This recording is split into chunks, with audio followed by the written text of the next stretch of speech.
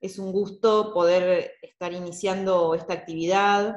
La verdad es que, bueno, agradecerle a Adriana, a Florencia, principalmente que han estado organizando todas estas actividades que van a constituir este ciclo, ¿no? A lo largo de varios meses.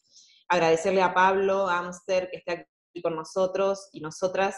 En realidad, súper interesante, digamos, su perfil, y creo lo que va a aportar también a este espacio, ¿no? Para nosotros, para la Universidad Nacional de Avellaneda, para la Secretaría de Investigación y Vinculación Tecnológica, es realmente importante este tipo de espacios, el desarrollo de estas actividades, porque también dan lugar a mirar, digamos, al conocimiento desde otro lugar, ¿no es cierto?, desde otra perspectiva. Creo que es muy interesante y atractiva esta propuesta, tratar de vincular, digamos, lo científico y el arte, ¿no? Y bueno, y hacer como esa integración, ¿no es cierto?, que la verdad que a veces en la realidad misma no la tenemos o no la sabemos ver, ¿no? No la sabemos comprender, digamos, y creo que por eso mismo estas charlas, este conversatorio, va a dar luz en ese vínculo, ¿no? En esa relación de arte y ciencia, que es súper interesante, y bueno, nosotros lo vivimos de alguna manera quienes estamos en las universidades, porque desde el Consejo Interuniversitario se hacen reuniones desde, digamos, de las áreas científicas, y no hace tanto que fue incorporado el tema del arte, ¿no? Ciencia y arte, ¿no? Entonces, eso da la pauta también de que es muy importante establecer ese vínculo, ¿no es cierto? Mirado, digamos, desde las universidades, que son lugares donde se construye conocimiento permanentemente, ¿no? Entonces, queremos un poco reafirmar esa relación existente y darle difusión, ¿no? Porque también esta actividad se realiza en el marco del programa de popularización de la ciencia, que es un programa que tenemos aquí en la Secretaría, en nuestra universidad, como en muchas universidades de nuestro país, donde lo que se intenta es acercar la ciencia a la gente, ¿no? A la gente, al pueblo, a la sociedad, con todo lo que eso implica, ¿no? A veces la ciencia está vista como algo lejano, como algo muy rígido, muy de élite en muchos casos, y no tiene que ver nada, digamos, nada tiene que ver con esa cuestión, ¿no es cierto? La ciencia está en muchos lugares y puede descubrirse en distintos temas, desde distintas miradas y en distintos aspectos. Así que creo que este ciclo va a dar luz sobre eso también, ¿no? Sobre una mirada más popular de la ciencia, digamos, ¿no? Y de lo científico. Así que bienvenido sean estas actividades, y desde ya, repito, muchísimas gracias a quienes la organizaron, a Adriana, Florencia, y a quienes van a participar poniendo, digamos, su conocimiento en esa relación, ¿no? Como pueden ser los expositores, pero también quienes están en el público, quienes han ingresado ahora a esta plataforma de Zoom, que les agradezco muchísimo también que hayan elegido esta actividad para el día de hoy, y los esperamos en las próximas actividades del ciclo también. Así que muchísimas gracias. Bienvenidos y bienvenidas. Bueno, muchísimas gracias, Patricia, por esta bienvenida y por esta inauguración. Así que, bueno, esperemos, en principio el ciclo lo tenemos pensado para hacer una vez por mes, así que, bueno, estás también vos invitada, como todos los participantes en este momento. Y voy a presentar a Florencia Podestá, que en este momento está con un problema técnico que, bueno, aparece pero no se le escucha la voz, así que les digo que, bueno, que este ciclo lo preparamos junto con Florencia Podestá, que es licenciada en periodismo de la UNDAV y es la coordinadora del programa de popularización de conocimiento y la cultura científica dependiente de la Secretaría de Investigación y Vinculación Tecnológica Institucional. Florencia cursó la especialización en periodismo cultural en la Universidad Nacional de La Plata, es docente adjunta de la Cátedra de Estéticas Contemporáneas de las carreras de Gestión Cultural de la UNDAV, y participó de la escritura de los libros Meditaciones sobre el dolor y Meditaciones sobre la tierra, ambos editados por la Red Editorial. Así que bueno, ahora me presento yo, que me iba a presentar Florencia. Mi nombre es Adriana Jotlender, y bueno, yo también tengo esta mezcla de ciencia y arte, que un poco parte de ahí también esto del ciclo, porque bueno, soy computadora científica, egresada de Exactas, y también soy escenógrafa vestuarista, y entonces esta rara combinación también hizo que siempre me están preguntando cómo hago para hacer matemática y teatrera, y bueno, y es una linda combinación para la vida. Así que ahora les voy a presentar a Pablo Amster, que es el entrevistado de hoy. Pablo Amster estudió guitarra clásica y teoría musical durante 12 años, y durante varios años dio clases y unos cuantos conciertos de guitarra. Él es doctor en matemáticas, justamente de egresado de Ciencias Exactas de la UBA, y también es actualmente profesor titular, y fue director del Departamento de Matemática de la Facultad de Ciencias Exactas y Naturales, y también ahora es investigador principal del CONICET. Es autor de más de 125 trabajos de investigación científica y 3 libros en el área de las ecuaciones diferenciales. Colabora en diferentes proyectos de investigación en universidades argentinas y extranjeras, y por otra parte dicta con frecuencia conferencias y seminarios de divulgación en diversos países, y escribe textos destinados a un público amplio. Y él, en unas notas que leí por ahí, dice que la matemática produce grandes bellezas, pero para disfrutarlas debemos aprender a verlas. Así que bueno, una hermosa definición para las hermosas matemáticas. Y bueno, le damos la bienvenida también a Pablo Amster. ¿Cómo estás, Pablo? Muy bien, Adriana, gracias por la presentación. Bueno, queremos justamente este ciclo tiene esta combinación, ¿no? De ver cómo se hace para ser científico y artista, que supongo que a vos no te causa ninguna extrañeza, pero te lo habrán preguntado más de una vez. Y bueno, quiero saber cómo fue que comenzaste ambos caminos, qué impulso tuviste, cómo fue tu educación, cómo fue también los estímulos, ¿no? en tu casa. Bueno, en realidad, a ver, eso de definirme como artista quizás me queda un poco grande a esta altura de la vida, pero digamos, haciendo un poco así de historia antigua y medieval, digamos, sí me dediqué a la música por unos cuantos años, y de hecho mientras hacía la carrera de matemática vivía de la música, pero bueno, a decir verdad, es como que ya desde hace unos cuantos años que no me defino como músico, en el sentido de que no trabajo más de eso, ni doy conciertos, ni nada por el estilo. Eh, pero por supuesto que eso no quiere decir que la música haya desaparecido de mi vida. Entonces, Claro. a ver, en realidad, así como para resumir un poquito, yo cuando decidí dedicarme de lleno a la matemática, como que, bueno, hice a un lado toda la carrera musical y todo eso.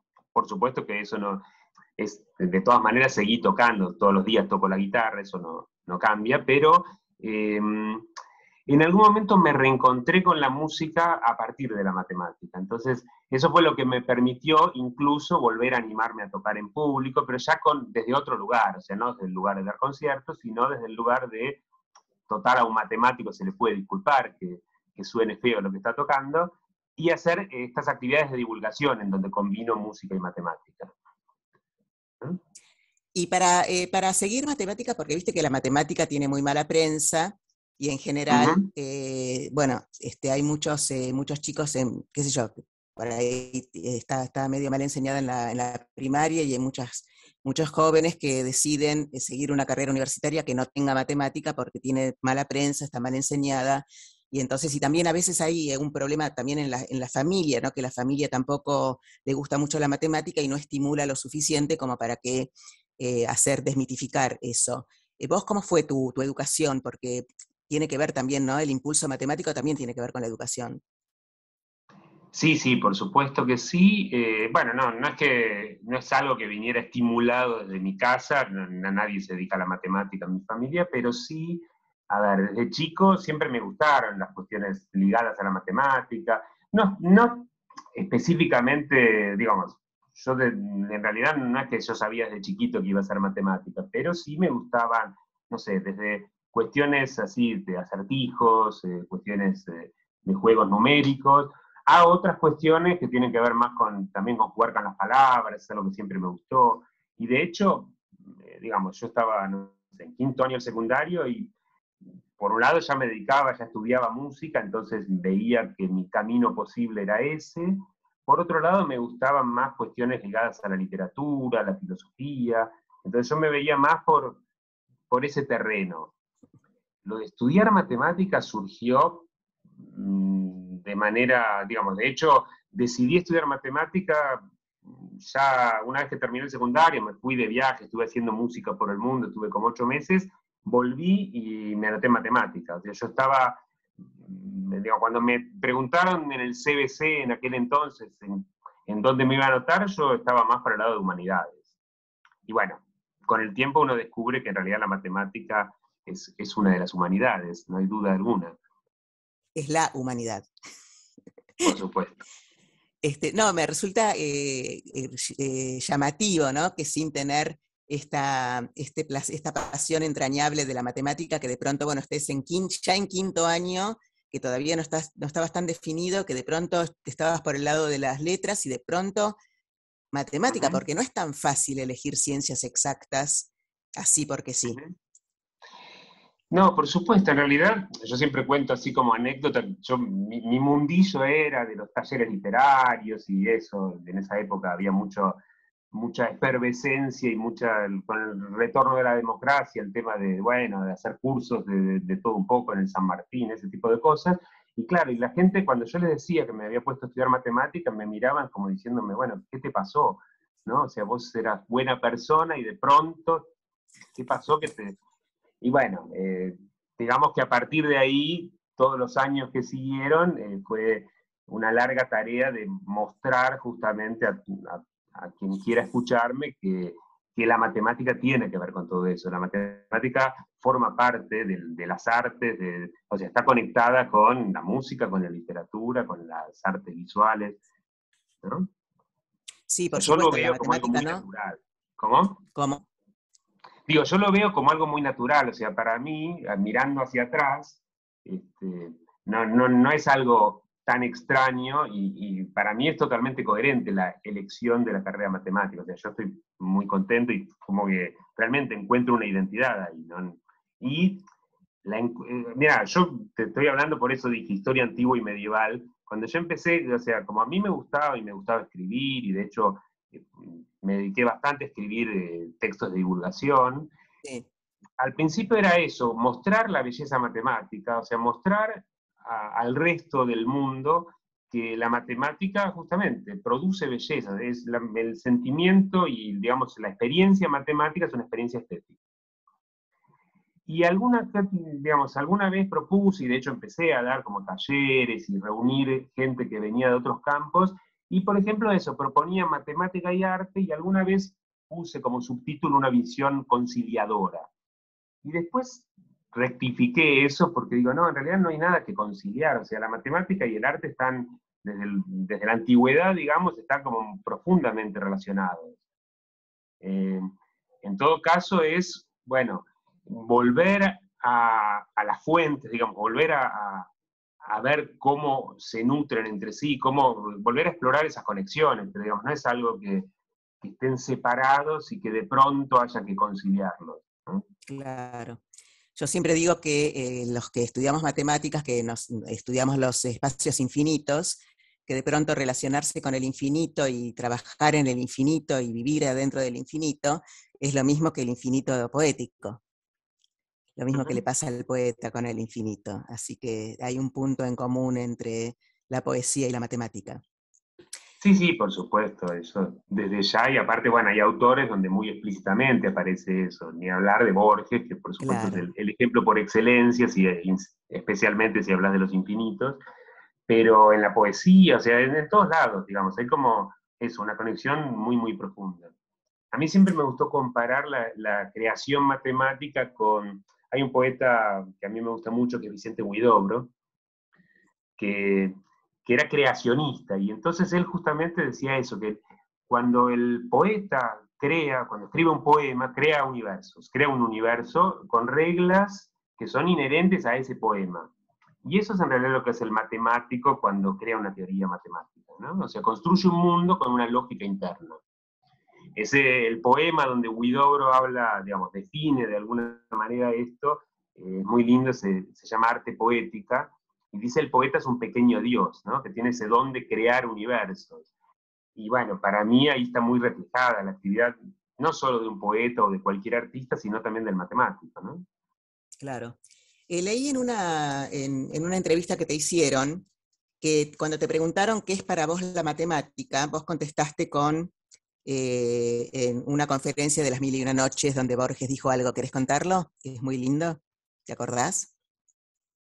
Sí, bueno, en realidad es una historia que está en algunas versiones de las 1001 noches, también aparece en el Talmud, o sea, es una historia digamos, común a muchas culturas, que en realidad la usé varias veces para hablar de matemática, en unas cuantas charlas. La historia es, seguro alguno de ustedes la conoce, hay la historia cuenta que hay una persona que vive en el Cairo y tiene un sueño, una voz en el sueño le dice, bueno, tienes que dirigirte a la ciudad de Isfahán y buscar ahí una mezquita y en esa mezquita vas a encontrar un tesoro. Y bueno, al principio no le da mucha bolilla, pero después de varias noches que el sueño se repite, finalmente decide emprender el camino, ¿no? Que implica, bueno, atravesar grandes extensiones de tierra y atravesar desiertos, ¿sí?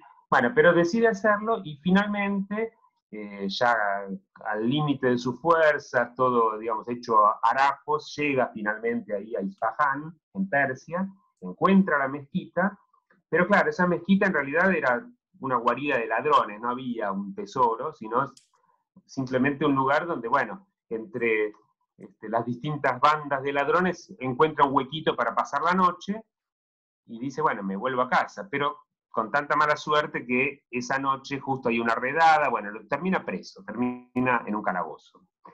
Y cuando el juez lo va a ver, para preguntarle cómo ha llegado hasta ahí y todo eso, él le cuenta su historia. No, mire, lo que pasa es que yo soñé que tenía que encontrar la mezquita y que iba a haber un tesoro. Bueno, y ahí el juez se ríe y le dice, eres un extranjero ingenuo. Yo hace varias noches que vengo soñando que tengo que ir a la ciudad del Cairo, que ahí tengo que encontrar una casa. En esa casa, entre una higuera y un cuadrante solar, ahí tengo que hacer un pozo y va a haber un tesoro. Entonces le dice, no hay que creer en los sueños, y le da un poco de unas monedas para que se vuelva a su casa. Entonces esta persona vuelve a su casa en el Cairo, entra a su casa, y en el jardín de su casa, entre la higuera y el cuadrante solar, encuentra el tesoro. ¿Eh? Entonces, claro, el juez le estaba describiendo su propia casa, y claro, esa historia, digamos, desde el punto de vista talmúdico, por ejemplo, tiene que ver con, bueno, eso de hacer como una especie de crecimiento espiritual, ¿no? De hacer todo ese recorrido para finalmente encontrar el tesoro que se encuentra dentro de uno, por así decirlo. Pero yo lo usé para la matemática en varios contextos distintos. En un contexto, y esto lo había visto en un libro muy lindo de Ekland, que habla sobre juegos, justamente la noción bueno, que si uno se analiza la historia desde la perspectiva de la teoría matemática de juegos, es como que cada uno tomó la decisión correcta, o sea, los dos siguieron, digamos, su vida creyendo que efectivamente, bueno, tomaron la decisión adecuada. El que encontró el tesoro porque encontró el tesoro, y el otro porque seguro que se quedó en su oficina ahí el juez diciendo, uy, estos tontos que creen en sus sueños, ¿no? Pero bueno, ¿por qué lo sacaste a colación? Porque yo seguramente lo habré contado de esta manera. Para mí la matemática, como una idea mucho más simple, la matemática es justamente el resultado de dejarse llevar por un sueño, ¿sí?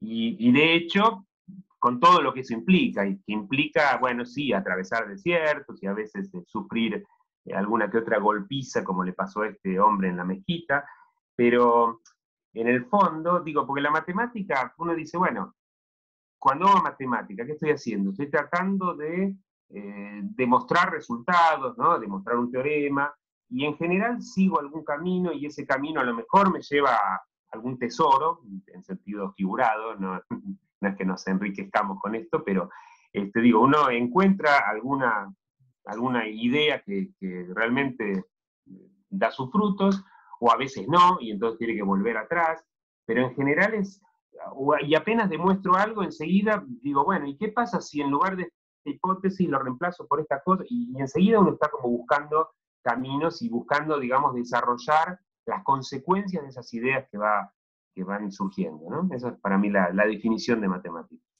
Claro, bueno, pero eso también tiene que ver con el entrenamiento que brinda la matemática, que la matemática entrena el pensamiento lógico, creativo, abstracto, deductivo y sobre todo crítico. Así que cuando uno tiene la cabeza un poco más entrenada, por supuesto se abren muchos caminos. Y otra pregunta que te hago, ¿vos pensás que si no hubieses sido músico, la matemática la hubieras visto de otra manera? ¿En qué participación tuvo la música en el estudio de la matemática? ¿Cómo te favoreció? Bueno, esa pregunta es importante. Yo creo, digo, porque no es que tenga una respuesta certera, pero yo creo que sí, que la matemática influye en mi manera, la música influye en mi manera de ver la matemática, en mi manera de vivir la matemática. Y, a ver, por empezar, para dejar las cosas claras, la matemática y la música tienen un origen común, y de hecho el primer teórico de la música fue Pitágoras, ¿no? El que desarrolló, por ejemplo, bueno, la escala, que a grandes rasgos Claro. es la misma que usamos ahora, la escala esa de 7 notas, ¿no? De 12 notas, la escala cromática. Eso en realidad proviene de la antigua escala pitagórica. Ahora, por supuesto que hace tiempo que la música dejó de ser una rama de la matemática, y por supuesto que el desarrollo de la teoría musical tomó una cierta independencia respecto de la matemática, pero siguen muy relacionadas. Y si bien es posible, por ejemplo, estudiar música sin saber matemática, en realidad, si uno sabe matemática, por supuesto que hay muchísimos aspectos de la teoría musical que entiende más profundamente. Y creo que también eso ocurre al revés. O sea, yo creo que también la música, o el estudio o tener contacto con la teoría musical y con, bueno, el ejercicio de la música, también como que abre puertas en la matemática. No sabría definirlo con precisión, no es que yo diga, bueno, necesito haber aprendido a tocar una obra de Leo Brouwer para demostrar tal teorema, porque no es así, no es causa-efecto, pero yo creo que sí, que la música influye en mi manera de, como dije antes, de vivir la matemática. ¿Qué se puede hacer para que la matemática no tenga mala prensa? Y bueno, yo hago todos los días un pequeño esfuerzo al respecto. O sea, a mí me gusta, por un lado, hablar con la gente, por otro lado, me gusta mucho escribir, y escribir para público amplio, como dijiste cuando me presentaste. Y en realidad, sí, o sea, variar digamos, las formas de enseñarla, o sea, tratar de buscar estrategias que consistan en mostrar que está conectada con todo, o sea, ponerse en el lugar del interlocutor también, ¿no? Porque, claro, si a mí viene alguien y me dice, no me gusta la matemática, pero claro, me pongo a hablar y a lo mejor, si me dice que le gusta la música, yo le digo, bueno, entonces en algún aspecto te gusta la matemática, porque fíjate cómo se conecta acá y acá, ¿no? Y bueno, sí, sin duda. Ahora, mi profesor de guitarra de muchos años, él decía que eso, como que no le gustaba la matemática, pero digo, bueno, si entendiste cómo son, por ejemplo, todas las reglas que tienen que ver con la armonía, bueno, en realidad hiciste matemática, ¿no? O sea, todo eso es matemática. Claro. Eh, Incluso hay muchos alumnos que dicen voy a estudiar una carrera que no tenga matemática porque la detestan y porque estuvo muy mal enseñada, porque la matemática bien enseñada es para amarla. No a lo mejor para seguir matemática, pero sí para que te guste o para que la puedas aprovechar. Y entonces de pronto deciden estudiar abogacía. Y para hacer un camino detectivesco es un razonamiento matemático, es una deducción que tiene que ver con todo lo que implica resolver un teorema. Así que si estudian matemáticas, si saben matemáticas, serían a lo mejor mejores detectives, porque ya tienen un pensamiento un poco más entrenado. Y fuera de las acciones individuales, de decir que cada uno puede hacer lo que puede para convencer al otro, o para comentarle al otro las bondades de la matemática, ¿qué se podría hacer en general con el primario y con el secundario para que realmente los estudiantes les guste un poco más la matemática, le presten más atención y aparte entrenen el pensamiento? Para mí es fundamental un poco lo que dije antes, o sea, verla como parte de un todo. O sea, para mí no es que hay que enseñar por separado matemática, literatura y que cada una tiene su compartimento, sino que, bueno, en realidad todas estas, digamos, porque uno tiene que, digamos, para educarse, como dije antes, uno en realidad tiene que aprender muchas cosas distintas. Y en realidad esas muchas cosas distintas son parte de lo mismo. Entonces yo creo que si uno ve que la matemática, digamos, no sé, si quiero hablar de algún tema matemático y logro conectarlo con, ya sea literatura, arte o ya sea, bueno, un montón de otras cuestiones, me parece que eso va a llegar más y va a tener justamente, o sea, va a mostrar más esta esencia humana de la matemática. Yo, a ver, en general me gusta mucho contar historias. Y me gusta mucho también contar, incluso ante público más matemático, digo, cuando doy clases en la facultad, por ejemplo, bueno, contar también la dificultad de la matemática, o sea, contar, por ejemplo, no sé, no solo la historia de un problema matemático, sino también tratar de ponerme en el lugar de, bueno, cómo es uno cuando produce la matemática, ¿no? Porque digo, a ver, te voy a contar un cierto teorema y te doy la versión así acabada que uno lee en los libros, y bueno, eso nos pone una distancia con el resultado.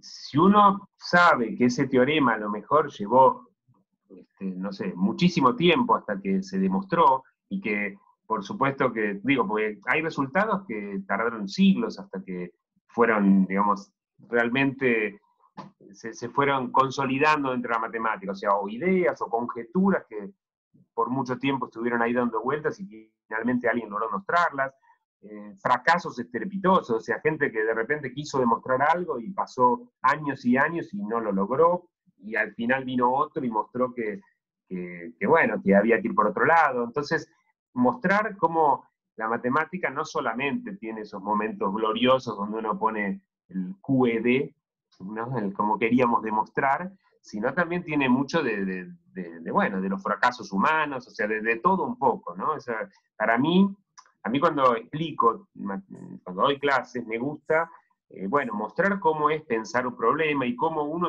seguramente, eso que dije antes de dejarse llevar por un sueño, cómo uno a lo mejor se deja llevar por una idea y que probablemente esa idea no nos lleve a buen puerto, entonces tenemos que probar con otra, ¿no? Esa es para mí la manera como dije, usé la palabra vivir la matemática, porque es una experiencia vital, no es un libro ahí separado de nosotros. Muy bien. Una vez diste una conferencia que se llamó ¿Para qué sirve la ¿Para qué sirve, para qué sirve un matemático? ¿Para qué sirve un matemático? No sé. A ver, sí, no me acuerdo de esa conferencia en particular, pero seguramente la idea era hablar de, bueno, por un lado de la matemática, que indudablemente tiene un rol bien práctico en las aplicaciones, que eso es prácticamente indiscutible, ¿no? O sea, tiene aplicaciones a, bueno, muchísimas cosas, la ingeniería, el software, qué sé yo, todo lo que a uno se le ocurra en realidad está como atravesado por la matemática. Entonces, esa es la razón por la cual uno no puede estudiar ingeniería o física o computación sin una dosis de matemática. Entonces, bueno, una respuesta concreta es esa. Un matemático puede ser, digamos, en un trabajo interdisciplinario y sí, puede colaborar con muy diversas aplicaciones. La otra, ya un poco más difícil, digo, porque a mí, justamente, cuando alguien me pregunta a qué me dedico, yo me dedico a la matemática pura, me dedico a investigar. Y la pregunta típica es, bueno, ¿cómo? ¿No está todo hecho en matemática? Y bueno, no. Ahí parte de la explicación que hay que dar es que no, que obviamente está no digo todo por hacerse, porque hay mucha matemática ya hecha, pero digo, la matemática es infinita, es como uno siempre tiene muchas cosas para seguir haciendo. Pero además, digamos, la otra pregunta es esa. Alguien podría preguntar, bueno, ¿por qué te puede interesar estudiar un problema abstracto? O sea, porque, digo, una cosa es hacer matemática porque yo quiero resolver un problema concreto, o sea, no sé, yo tengo que, qué sé yo, pintar una pared y quiero calcular la cantidad de litros de pintura. Bueno, eso es aplicar la matemática a algo concreto que quiero resolver. Y mucha gente no se da cuenta de que uno puede pasar, o sea, subir un escaloncito y estudiar problemas abstractos sin una aplicación en la mira. Entonces esa es la parte que para mí más se conecta con, bueno, con la creación artística, si uno quiere, ¿no? O sea, estudiar un mundo abstracto y que, curiosamente o inesperadamente para muchos, a veces eso también, digo, por ejemplo, la teoría de números. Todo el mundo decía, bueno, es una hermosa, digamos, la reina de la matemática, dijo Gauss que era, y sin embargo, el propio Gauss decía, bueno, es hermosa, pero en realidad no tiene ninguna aplicación, es estudiar por el placer de la estética, como decíamos antes, pero sin embargo, en el siglo XX eso fue aplicado y de manera notable y muy, digamos, muy difundida en la criptografía, que es tan importante para, por ejemplo, la seguridad informática. Entonces uno dice, bueno, algo que a lo mejor uno estudia en abstracto, perfectamente puede tener una aplicación en algún Los momento. hackers aprendieron muy bien eso. Sí, sí, por supuesto. Y decime, toda esta creación abstracta tan interesante, ¿te sirvió para componer música? No, a ver, por empezar, yo nunca me dediqué a la composición como tal, o sea, más allá de hacer canciones para... Pero digo, nunca me dediqué así como seriamente a la composición. Ahora, sí, yo pienso que bueno, digamos, ese gusto por lo abstracto, y seguro que influyó en mis maneras de leer la música también, seguro. Me gustaría que si tienen preguntas, que levanten la mano. Creo que Florencia tenía algunas preguntas, ella no tiene micrófono, pero por ahí por el chat podemos resolverlo. Y si tienen alguna pregunta, levanten la mano. Acá ahí levantó la mano Vicente, así abrimos un poco el diálogo para la gente. Vicente, sí, bienvenido. Hola. No, también por ahí quería agregar algo importante, que la matemática tiene importancia fundamental en el desarrollo de la física a partir de Galileo, cuyo padre era músico. Porque Vincenzo Galilei, padre de Galileo Galilei, es un compositor de música del barroco que hacía experiencias con tensiones de cuerdas, y Galileo, siendo un jovencito, observó las experiencias que hacía, que era en función de longitud y tensiones, qué nota salía. Y esa parte experimental la tomó Galileo luego para hacer sus estudios primero sobre el movimiento de los cuerpos. Kepler, por ejemplo, atribuyó música a cada uno de los planetas por relaciones matemáticas que había entre el período de revolución del planeta y la distancia al Sol. Es decir, que en el nacimiento de la ciencia moderna, o sea, el periodo de la revolución científica, yo soy profesor de historia, fui profesor en exactas de historia y filosofía de la ciencia muchos años, junto con Guillermo Boido, que ya ha desaparecido. Y además, digamos, y profesor de física soy. Entonces, siempre me interesó estas cuestiones de cómo la música estaba inserta dentro de la historia de la física y la importancia, porque no es casualidad que Leibniz, Huygens, Galileo y muchos otros fueran además músicos. Es decir, por ejemplo, Christian Huygens tocaba la viola de gamba, Leibniz no me acuerdo qué otro instrumento, y la música formaba parte de la generación de esta gente que hizo la revolución científica, por la cuestión de la armonía y la estética, que es fundamental en la construcción de la ciencia. Entonces, así como Pablo dijo lo de Pitágoras, que fue el primero que se dio cuenta que la relación de las notas musicales en cuanto a la relación numérica entre la longitud de la cuerda. O sea, si uno pulsa una cuerda de la guitarra justo en la mitad de su longitud, le da una octava más arriba. Es decir, a partir de este descubrimiento pitagórico, la música tuvo un papel fundamental en el desarrollo de la ciencia. Eso, por ahí sumar a esto, porque me parece una cuestión muy interesante. En este caso, la relación entre la física, que bueno, es lo mío, y la música. Así como la música. Así que agradezco mucho, porque estas cuestiones son interesantes, porque hace que también hay una cuestión fundamental que es la integración, y Pablo lo mencionó. Cuando un profesor de física explica física, un profesor de matemáticas, lo hacen muchas veces con anteojeras únicamente, el desarrollo de la parte específica de un concepto. Y la cuestión histórica y epistemológica de todas las ideas tienen base en cuestiones históricas, filosóficas, artísticas, en fin. Y esto es lo interesante de desarrollar, sobre todo, creo yo, en los que están estudiando, para que se den cuenta que la matemática, la física, la química no nacieron de un repollo, sino que son parte fundamental de la historia de la humanidad. Son tan humanidades, Pablo lo dijo muy bien, la matemática en sí es una humanidad, la física en sí también. O sea, las ciencias son como las artes, una parte indisoluble de la historia de la humanidad. Eso es lo que quería decir, y le agradezco mucho, y me parece muy interesante que la Universidad de Avellaneda abra este tipo de espacios, ¿no? Gracias. Muchísimas gracias, Vicente, muchísimas gracias. Y tengo acá una pregunta de Florencia, igual están todos dispuestos si quieren levantar la mano. En una pregunta de Florencia. Dice, me gustó algo que dijiste en una entrevista respecto a que la matemática no es del todo una ciencia y que se asemeja más a un acto de amor. Me gustaría que nos hables un poco más sobre esto. Para Pablo.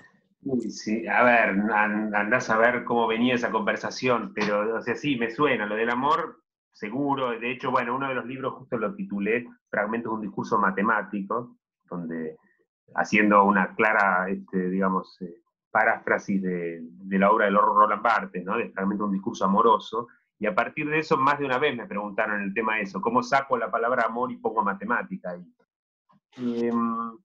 Pero sí, no, lo del acto de amor, la verdad tendría que hacer un poco de acordarme, porque era como por algo muy, muy específico que debo haber dicho en esa misma entrevista, que ahora no me acuerdo. Pero, a ver, lo que sí siempre traté de postular es esta idea de que sacar la matemática digamos, de ese lugar donde se la encasilla, que un poco con eso, esto que decía Vicente, tiene mucho que ver, ¿no? Esa cuestión de las anteojeras, ¿no? De decir, bueno, separamos y uno tiene esa tendencia a poner en distintos casilleros como para clasificar, para esa clasificación de las ciencias, y para mí se queda un poco corta, ¿no? Y por eso mi esfuerzo por decir, bueno, no, la matemática en realidad, bueno, está bien, es una ciencia de acuerdo a la clasificación habitual, digamos, pero está tiene elementos, comparte elementos también con el arte, está como, bueno, en ese continuo que hay entre la ciencia y el arte, no son cosas separadas.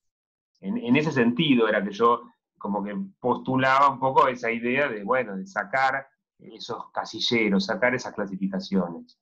Lo del acto de amor la matemática es pasional, es una pasión, ¿no? Entonces a mí me parece, por lo menos para mí, es una pasión, y entonces creo que todas las pasiones se asemejan a actos de amor. Exactamente, por eso yo daba una charla de matemática y tango, y justamente mencionaba el tango pasional, y decía que la matemática está clavada en mí. Claro, tal cual. Y bueno, mientras vemos si alguien más escribe en el chat o levanta la mano, también escribiste un artículo sobre la insensibilidad de las princesas, basado en una película, ¿no?, de Michel Ocelot, que aparte promocionaba también el Gran Caloi.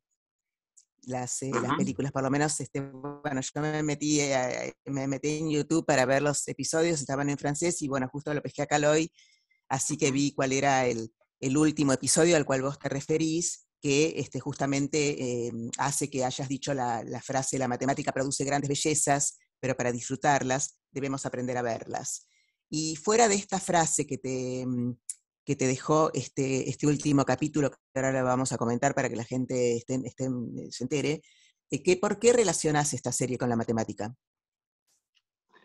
Uy, también estamos ahí yendo bastante atrás en el tiempo, pero a ver, la historia en sí, efectivamente, es algo que yo había visto hace muchos, muchos años en un programa Caloi tenía un programa así de animación, digamos, dedicado a los cortos de animación y esas cosas, y ahí vi que yo pensé en realidad que era una serie, y era en realidad parte de un largometraje que había sido separado en pedacitos, pero que era muy, muy lindo. Y yo me quedé, a ver, lo vi estoy hablando de, no sé, hace 30 años, no, más de 30 años. Y una vez tenía que dar un curso en una galería de arte, justamente, iba a hablar de matemática para gente que se dedicaba al arte. Y tenía la duda de cómo empezar, y de repente me vino esa historia a la cabeza y quise empezar con esa historia. Y ahora les cuento por qué, ya que me preguntaste, cuento claro, brevemente en qué consiste la historia. dale. Todo ese largometraje, en realidad, va contando, y esos eran los distintos episodios que yo vi, va contando los intentos, o sea, hay una princesa, los intentos de seducción que van haciendo distintos candidatos. O sea, la princesa, y en cada episodio va un pretendiente tratando de conquistarla. Entonces, lo que se ve, por ejemplo, viene el primero y le ofrece, no sé, un cofre lleno de joyas, y la princesa no se conmueve. Y así van pasando distintos pretendientes. Hay otro que salta por la ventana y hace un vuelo majestuoso. Bueno, y nada, la princesa inconmovible, ¿no? Y siempre se ve como que cada episodio cerraba con la cara de la princesa casi sin un gesto. Eso es lo que al menos yo me acuerdo, ¿no? Bueno, y así van pasando los pretendientes. La princesa no se dejaba seducir, por así decirlo, hasta que finalmente viene el último, y ese último lo que hace es ofrecerle humildemente un par de anteojos. Entonces la princesa se los pone, y ahí sonríe, y finalmente se queda con este pretendiente, que precisamente es ahí como que se nos devela todo. La princesa no podía emocionarse con las maravillas que le ofrecían porque era incapaz de verlas. La princesa miope. ¿Sí? Esa sería como la historia. Entonces eso se me ocurrió para abrir justamente este curso que yo di de arte, de matemática, digamos, pero para artistas, precisamente diciendo eso, ¿no? La matemática está llena de bellezas, pero lo que tenemos que hacer es ponernos en ese lugar humilde, ¿no? De ese último pretendiente que, bueno, acompaña a la princesa en ese proceso de aprender a ver esas maravillas. Y Claro, esto... aparte Sí, ese príncipe fue el único que se dio cuenta de la necesidad del prójimo. claro, o sea, una cierta empatía, digamos, que no está mal. Pero precisamente eso, digamos, así quedó dando vueltas, y de hecho después se transformó. O sea, yo eso que había dado en aquel curso lo escribí, y finalmente se transformó en un libro que publiqué. También se lo conté ahí en el bar de Exactas, se lo conté una vez a Adrián Paenza, y a él le gustó tanto la historia que él también la puso en su primer libro. Bueno, fue todo algo como que al final esa princesa cobró vuelo propio. Y me pasó en ese artículo que vos mencionaste, me pasó que me reencontré con la princesa hace pocos años, y tuve ganas de volver a contar la historia, porque fue un reencuentro. Claro, por muchos años yo incluso googleaba a ver si encontraba, y no encontraba por ningún lado, porque claro, en mi memoria yo me había quedado con la idea de que era una serie de dibujos checos. Los dibujos checos son muy, muy lindos, y bueno, no sé, en el programa de Caloi pasaban muchos dibujos checos, y claro, y buscaba princesa checa y no aparecía nada. Hasta que una vez, por otro motivo, me contacté con, ¿cómo se llama? Verónica Ramírez, que es la viuda, Sí, que era la la mujer mujer de Caloi, sí. Exacto, porque para pedirle permiso para publicar en otro libro mío un chiste de Caloi. Y bueno, y ahí se me ocurrió preguntarle, y ella me dijo, no, no es una serie checa, sino es una película francesa. Y ahí me mandó, y bueno, claro, volví a verlo, y eso es lo que cuento en este artículo que leíste. Mi reencuentro con la princesa, y eso, y fue muy interesante porque si uno ahora pone la mano de la princesa va a encontrar referencias, bueno, tanto al texto que yo escribí como a los libros de Paenza mayormente, que es infinitamente más conocido que yo, pero claro, como que de repente a partir de eso se generó todo un mundo que, bueno, por supuesto que va seguramente mucho más de lo que imaginó el que creó el film, la película de la Claro, el princesa, Ocelot, ¿no? el Michel Ocelot. Exactamente, un Y gran autor, sí. decime, Pablo, en épocas anteriores, cuando eras un poco más activo con la música, ¿te preguntaron muchas veces cómo puede ser que seas matemático y músico? Me preguntaron. ¿Y? Sí, bueno, en realidad es un poco lo que venimos hablando, o sea, si yo, digamos, para mí no es algo, no veo ninguna nota discordante en todo eso, ¿no? O sea, no hay nada desafinado en dedicarse a la música y a la matemática a la vez.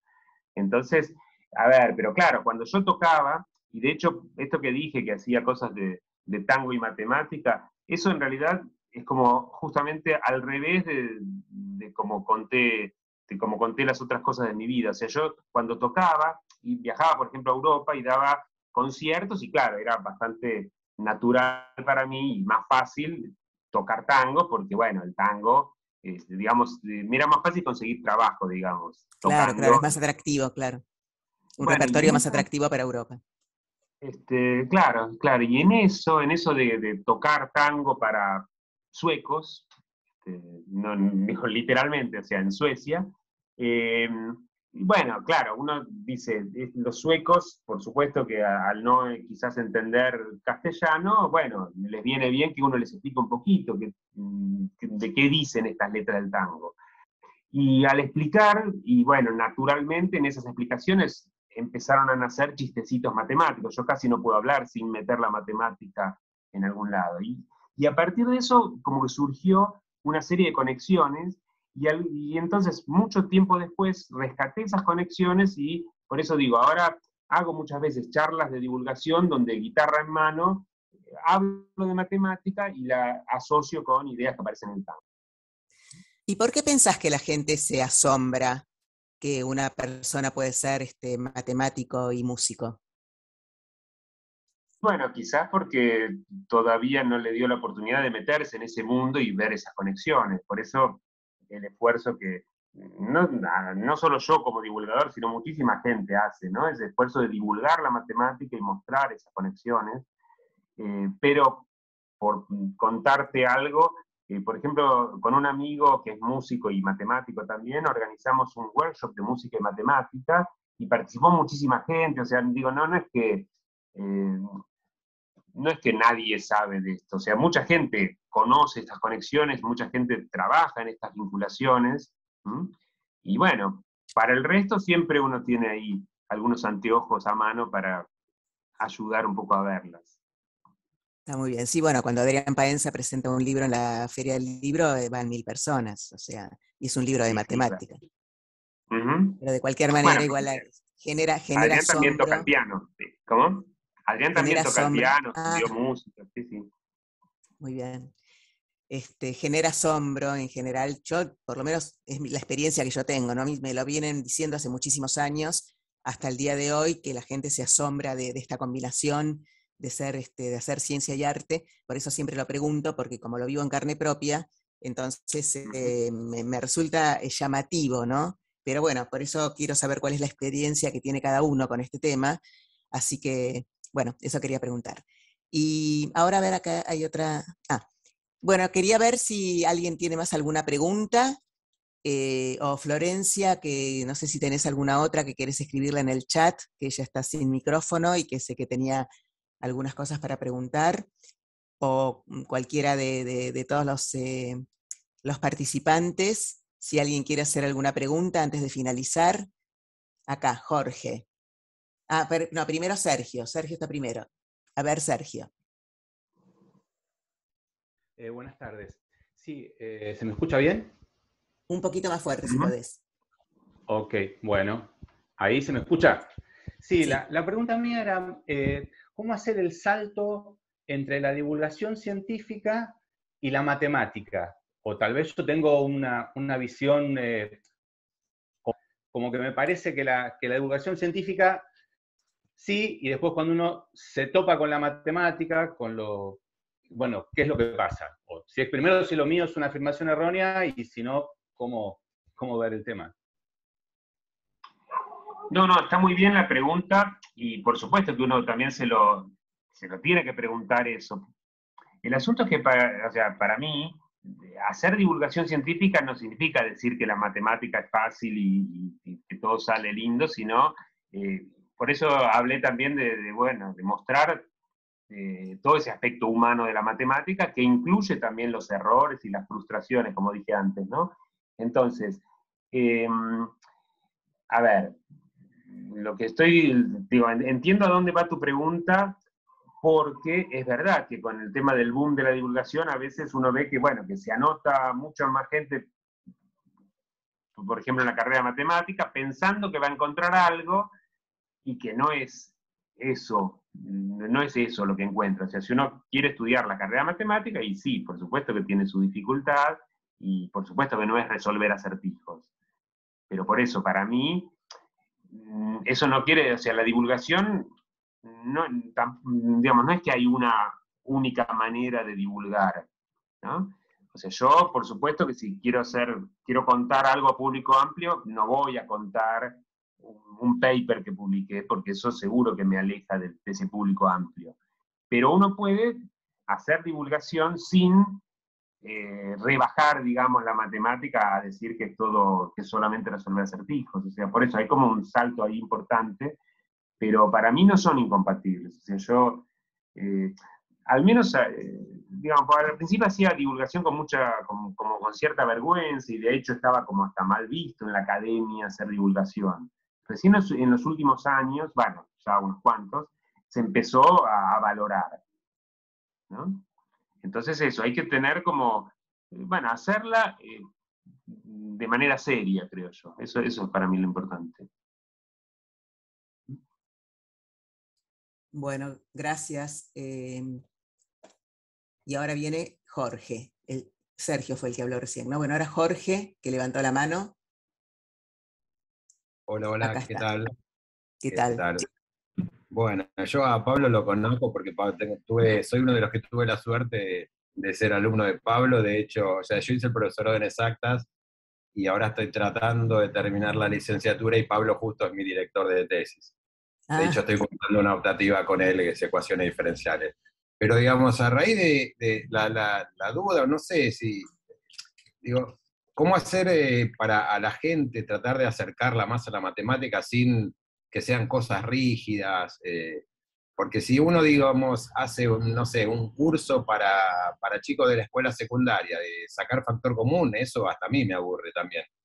Pero digo, hay un libro muy lindo, por ejemplo, de Raymond Smullyan, donde hay un montón de preguntas que son tipo acertijos. Por ejemplo, en particular hay un capítulo que me gusta, los cofres de Porcia, donde ahí el chico, sin saber que está haciendo lógica y de alto vuelo, digamos, para una escuela secundaria. Entonces, como que siempre me pareció que eso podía ser una buena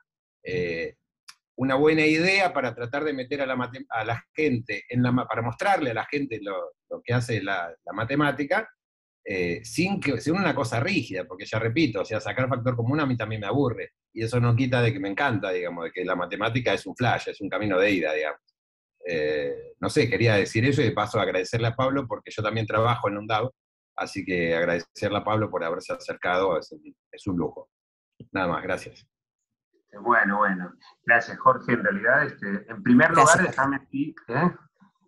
déjame así, reprenderte severamente porque hoy faltaste a la clase. Pero bueno, dejemos eso. Es verdad, Pablo. Discúlpame, pero hoy tuve que hacer un... Es verdad lo que dice Pablo, y quiero dar la cara públicamente. Quiero contar brevemente, 2 minutitos le saco a Pablo. Yo tengo una hermana que vive en Estados Unidos y se me vence la visa. y hoy me dieron turno para ir a la embajada. Así que, perdón Pablo, pero la verdad tenés razón. Cuando tenés razón y tendría que haber estado allá. Ajá, Gracias. es un chiste, es un chiste. No, pero de todas maneras, nada, está bien, le agradezco el comentario, Jorge.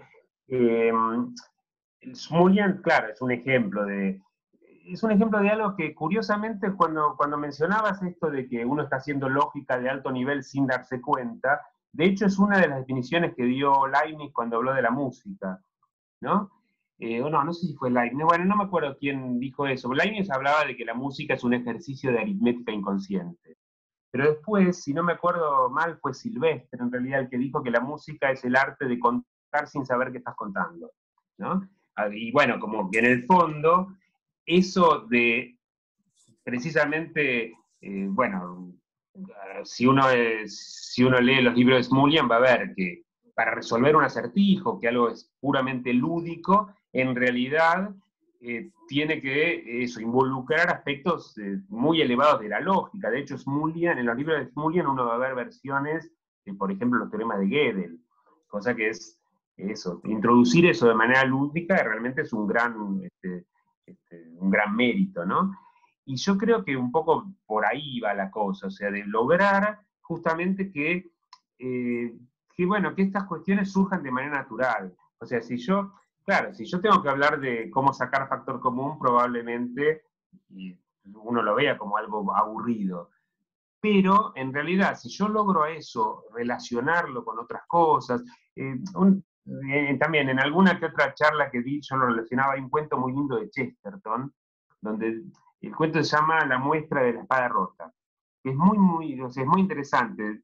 Al principio comienza el detective, el famoso, el padre Brown, preguntando dónde escondería un sabio una hoja.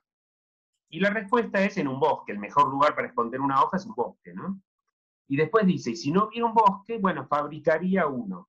O sea, como la mejor manera de ocultar una hoja es ocultarla en un bosque. Y si no hay, fabricar un bosque. Y ese concepto me quedó justamente como una idea de producir un discurso donde algo surja como naturalmente. O sea, si yo fabrico un bosque, en un bosque es natural encontrar una hoja. El cuento, no se los quiero spoilear, pero realmente vale la pena leerlo, es justamente un general que para ocultar un asesinato lo que hace es producir una batalla. Entonces en la batalla hay miles de cadáveres, entonces uno más pasa desapercibido. Esa sería la idea. Bueno, por supuesto que la matemática no es tan sangrienta, al menos en la mayoría de los casos, pero la idea es esa. O sea, si yo quiero, por ejemplo, imagínense que tengo que hablar de los logaritmos. Y bueno, ¿qué mejor excusa para hablar de los logaritmos a alguien que muy a regañadientes acepta aprender matemáticas? ¿Qué mejor que ponerme a hablar, por ejemplo, de la escala musical y de cómo en algún momento, justamente gracias a los logaritmos, se produce la escala, la que usamos hoy, la escala equitemperada? Bueno, sin los logaritmos no tendríamos esa versión de la escala, ni serían, o sea, como que la música, con la invención de los logaritmos, cambió, la teoría musical cambió muchísimo. Entonces, saber que existen esas conexiones, para mí es como un incentivo interesante, ¿no? Para el público no matemático. Y vamos con la última pregunta. A ver, bueno, hay una mano levantada. Florencia hizo una pregunta acá por el chat que dice, ¿qué elementos del cruce entre matemática y música nos ayudarían a comprender mejor la realidad? La realidad, a ver, bueno, si vamos a Pitágoras, para Pitágoras justamente eso constituía la realidad. O sea, para Pitágoras todo estaba regido por los números, entonces las reglas de la armonía, o sea, y la armonía musical tenía que ver con la armonía universal. Y Vicente mencionó lo de Kepler, bueno, es una idea profundamente pitagórica, que el movimiento de los planetas, hay como una especie de coro planetario, digamos. Ahora, más allá de eso, depende de lo que uno entienda por realidad, ¿no? Pero yo creo que en general entender estas conexiones y bueno, y ver cómo se conectan unas cosas con otras siempre ayuda a entender mejor todo lo que nos rodea. Bárbaro. Y no sé si, Leonor, habías levantado la mano. ¿Quién? Acá. Elsa quiere hacer una pregunta y ya vamos finalizando. Adelante, Elsa.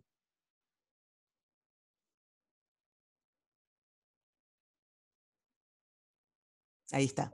En realidad no es una pregunta, buenas tardes, es un comentario. No sé si por culpa de la matemática, o yo elegí matemáticas porque soy estructurada, pero mis primeros años de docencia fueron precisamente bastante rígidos. Con el tiempo fui dándome cuenta que tenía mejor llegada con otro tipo de actitud. Y mi propósito principal en las primeras clases era tratar de desmitificar a la matemática como ciencia dura. Para mí no es una ciencia dura, duro es estudiarla, pero no es una ciencia dura. Entonces, como ejemplos primarios, ponía algo que todos conocían porque tenía grupos de 18, 19 años, y el ejemplo de una espirometría o el ejemplo de una curva de fertilización asistida. Y terminaba diciendo, si con la matemática podemos evitar una muerte y con la matemática podemos ayudar a generar una vida, díganme dónde está lo duro de la ciencia. Y aprovechaba la frase de Miguel de Guzmán, que decía que independientemente del valor intrínseco, utilitario que tiene la matemática, verla como fuente de belleza intelectual. Y bueno, me dio resultado. A partir de ahí la cosa la pude manejar de una manera totalmente distinta. Y ustedes usaron una palabra que es mi muletilla, la pasión. Creo que, no sé si fui buena, si fui regular, pero de lo que sí estaban seguros todos mis alumnos, en cualquiera de los niveles, que ponían mucha pasión en lo que hacía. Podían no gustarles, pero tuve resultados a mi criterio exitosos. Y bueno, y estoy muy contenta porque no me equivoqué. Haber estudiado matemáticas me ayudó hasta en la parte personal. Era ese comentario que quería hacer, nada más. Muchísimas gracias, Elsa. Bueno, quería saber si hay alguien más que tiene algo para decir. Si no, vamos finalizando la charla. ¿Alguien más tiene algo para decir? No, yo quería hacer una pregunta. A ver, vamos a darle la palabra a Echa.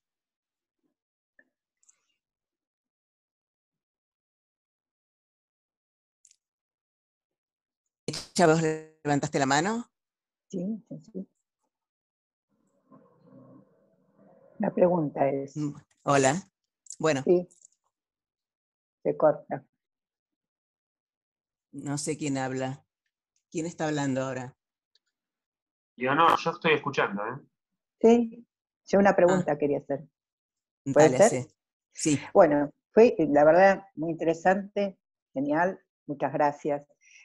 Mi pregunta era si no se puede armar o implementar algún tipo de plan de estudio que tenga que ver con la música y hasta también con la danza para primaria, para que sea mucho más sencillo y ya no entren con el pensamiento cierto de que la matemática no les va a gustar, que la van a odiar, que es horrible.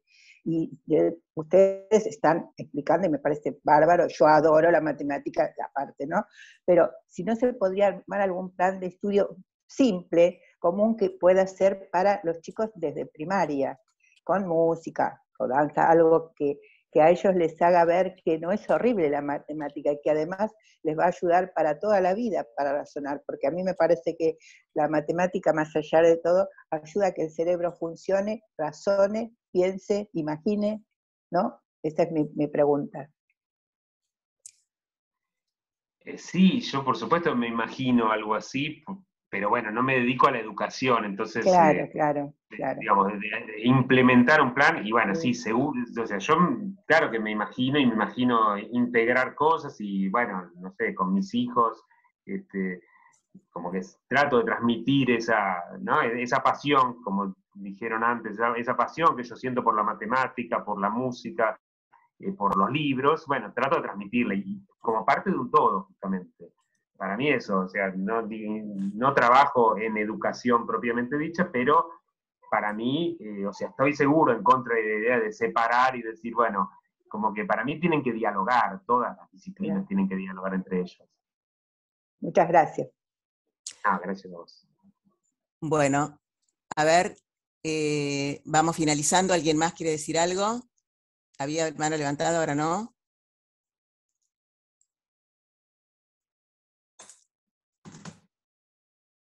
Baja acá, Mirta, bajó la mano. No sé si Mecha, ¿querés decir algo?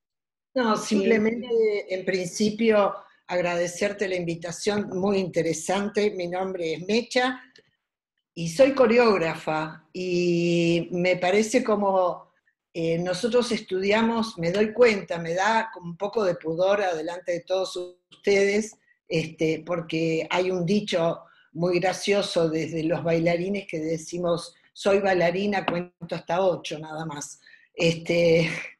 Entonces hay como, pero con los años, como verán, tengo muchos, me di cuenta cuánto estamos involucrados con la matemática, ¿no? En el momento de creación es como que yo siempre le digo a mis alumnos que se unen los dos cerebros, ¿no? El lógico, el racional y el emocional, porque tenemos que estar siguiendo una partitura, la cual es matemática pura, y por otro lado tenemos que, con la creatividad, la parte, también estoy jugando ahora con palabras que me doy cuenta que la creatividad también es con la matemática. Ahora voy entendiendo que no es tan una ciencia exacta. Nada, simplemente agradecer y bueno, a partir de hoy voy a contar más de 8, juro. Sí, nada, aparte si contás con el 8 y lo Bárbaro. pones así, lo girás 90 grados, ya llegás al infinito. Es el infinito, tal cual. Así que gracias El Pablo, infinito, ahí gracias está. Adriana, y bueno, seguiremos uniendo los cerebros, ¿sí? Emocional y racional, Bueno, porque veo que todos están muy apasionados con la matemática, y de chica no me gustaba, y ahora la adoro. Perdón, me ¿puedo parece agregar bárbaro. Bueno, les algo? cuento que Mecha Fernández es una coreógrafa muy destacada, muy premiada, así que muchas gracias, Mecha, por estar acá en esta charla. ¿Puedo agregar algo, Adriana? ¿A quién habla? Soy Alicia, Sí. acá.